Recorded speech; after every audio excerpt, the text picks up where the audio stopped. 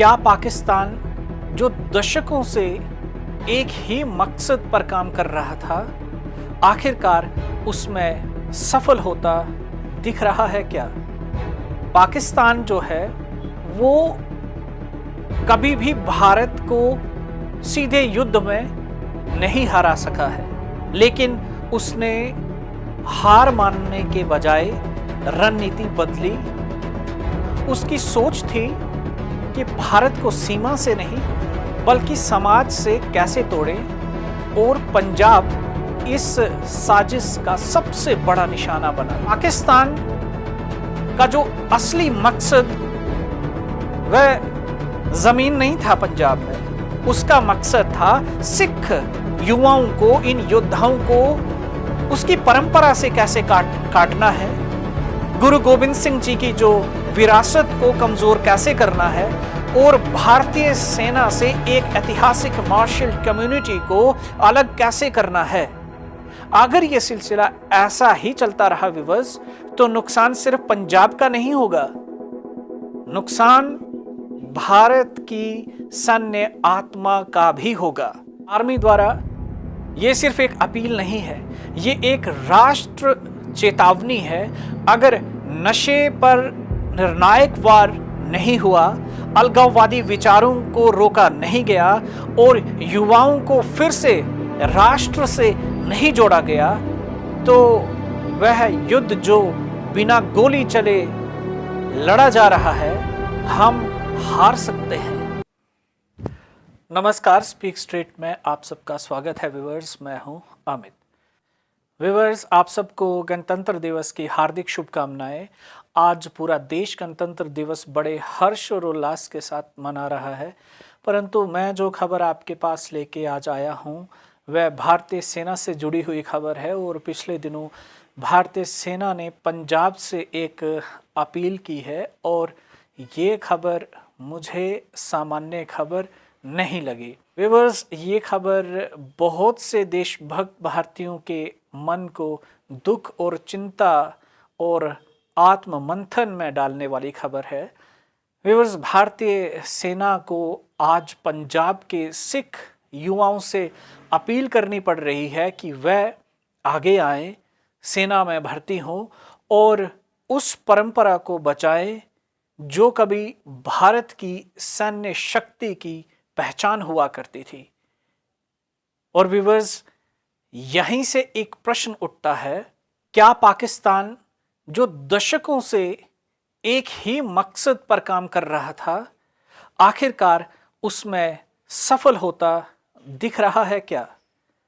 Viewers, Pakistan जो है वो कभी भी भारत को सीधे युद्ध में नहीं हरा सका है, लेकिन उसने हार मानने के बजाय रणनीति बदली। उसकी सोच थी कि भारत को सीमा से नहीं बल्कि समाज से कैसे तोड़े, और पंजाब इस साजिश का सबसे बड़ा निशाना बना व्यूअर्स, क्योंकि पंजाब का जवान, खासकर जो सिख योद्धा, वह दीवार था जिससे टकराने की हिम्मत पाकिस्तान नहीं कर पाया, और जब भी की तो उसे मुंह की खानी पड़ी। व्यूअर्स, सिख रेजिमेंट 10 गुरुओं की जो योद्धाओं की जो परंपरा रही, और सीमाओं पर डटकर निडरता से दुश्मन का सामना करना, पाकिस्तान के लिए हमेशा सिख रेजिमेंट जो है वह भय और डर का कारण बनी। व्यूअर्स, जब जंग में कुछ नहीं हो पाया तो पाकिस्तान ने धीमा, जहरीला और खामोश युद्ध शुरू किया। व्यूअर्स, उसका पहला हथियार बना अलगाववाद। पंजाब में अलग पहचान का भ्रम खालिस्तान के नाम पर, और ऐसे विचारों को बाहर से विदेशों से हवा देना, और युवाओं के मन में भारत से दूरी पैदा करना, यह षड्यंत्र चला। दूसरा हथियार नशा। सीमा पर से ड्रग्स की सप्लाई पूरी की पूरी पीढ़ी को नशे में धकेल दिया, ताकि वीरता की जगह पे बेबसी आ जाए। और व्यूअर्स, तीसरा हथियार पलायन। देश सेवा की जगह विदेशों का सपना, गांव खाली मतलब बैरक्स सोने पड़े। ये कोई संयोग नहीं है व्यूअर्स, ये एक सुनियोजित षड्यंत्र पाकिस्तान जो पिछले कई दशकों से चला रहा था, क्योंकि पहला सामना सीमा पर और पंजाब बॉर्डर पर जिससे करना पड़ता वो सिख रेजिमेंट।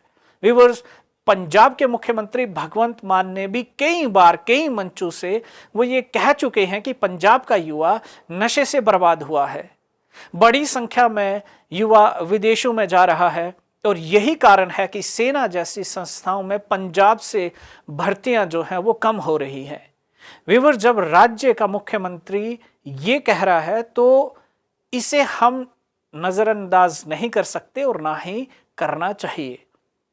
और व्यूअर्स, आज जब भारतीय सेना को ये कहना पड़ रहा है कि पंजाब के जो सिख युवा है वह आगे आए, वह सेना में भर्ती हो, तो व्यूअर्स ये सिर्फ भर्ती तक ये बात सीमित नहीं रह जाती है, ये एक चेतावनी बन जाती है। ये बताती है कि जो कभी स्वाभाविक था आज उसके लिए अपील करनी पड़ रही है। और यही वह बिंदु है जहां पाकिस्तान की जो दशकों पुरानी रणनीति सफल होती हुई नजर आती है। व्यूअर्स, पाकिस्तान का जो असली मकसद वह जमीन नहीं था पंजाब में, उसका मकसद था सिख युवाओं को, इन योद्धाओं को उसकी परंपरा से कैसे काटना है, गुरु गोविंद सिंह जी की जो विरासत को कमजोर कैसे करना है, और भारतीय सेना से एक ऐतिहासिक मार्शल कम्युनिटी को अलग कैसे करना है। अगर यह सिलसिला ऐसा ही चलता रहा व्यूअर्स, तो नुकसान सिर्फ पंजाब का नहीं होगा, नुकसान भारत की सैन्य आत्मा का भी होगा। व्यूअर्स, आर्मी द्वारा यह सिर्फ एक अपील नहीं है, यह एक राष्ट्र चेतावनी है। अगर नशे पर निर्णायक वार नहीं हुआ, अलगाववादी विचारों को रोका नहीं गया और युवाओं को फिर से राष्ट्र से नहीं जोड़ा गया, तो वह युद्ध जो बिना गोली चले लड़ा जा रहा है, हम हार सकते हैं। और यही सबसे बड़ा सवाल है, क्या हम समय रहते जागेंगे या इतिहास हमें हर बार चेतावनी देता रहेगा। जय हिंद, जय भारत, वंदे मातरम।